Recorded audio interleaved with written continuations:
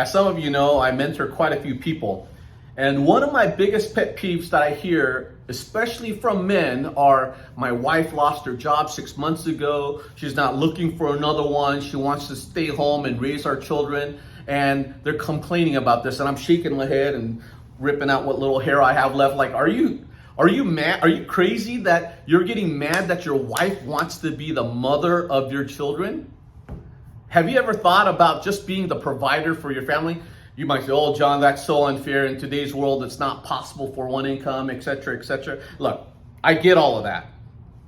I didn't always have a successful business. There was a time when I lacked the skills, I lacked the ability to make income. So what did I do? I made it up in effort. I had 2 jobs, 3 jobs, and there were times I still did that and still didn't make enough, so my wife had to work. But my effort was there to make sure that I was moving our family forward, because that's my responsibility as a man. And you might say, John, that's so old-fashioned, whatever. You can say whatever you want. What I do know for an absolute fact is this. Women crave men. Women find men attractive when they can provide, right? And we can simply test that theory by, I'm sure every single person who's listening to this video has heard this phrase when women are talking, he's such a loser. Why are you with that guy? He's such a loser. He's such a loser. Men generally don't talk about women that way, right? We go, why are you with her? She's not pretty, right? Like, that might be unfair, but when guys are around, the first question guys ask is she pretty, right? And it's no different for a woman. Is when a woman is looking for a man, they're looking to see if he's successful, right? Not only successful financially, but what does he look like? Is he tall? Does he have a body of Arnold Schwarzenegger? And you may not have these types of things, but you don't need, don't be a slob, right? Don't be a slob that lives in the mother's basement and think you're going to be attracting women. But that same guy who's complaining about his wife not having the job, not getting the job, he's also the same guy who complains to me and say, you know what, John, we just haven't been intimate with each other. My wife just doesn't, want to have sex with me anymore. Duh. I don't have to be like, some psychologist to understand why, okay? Women find men attractive when he has his shit together, right? When why do people say, well, women only like money? He's got a nice car, he's got a big house, he's got all these things. That's what women like.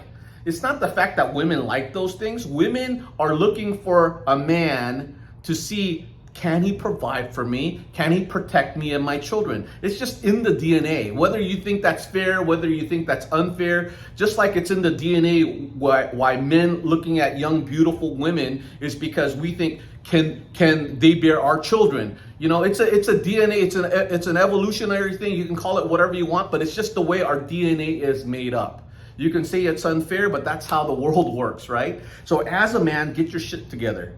If you don't have a job or a good job, get a good job. If you don't know how to get one, hang around successful people, learn what they're doing, read books, right? Start a business. Get your stuff together, but nobody cares about you. You can say, you know what, it's so unfair. Our government is so unfair. This is not right. My job is not right. You can say all of these things. Nobody cares. Okay. As soon as you can accept that, and as soon as you can say, all this shit is on my own. I'm on my own for all of this. As soon as you can understand that fact, then you have the power to do something about it, right?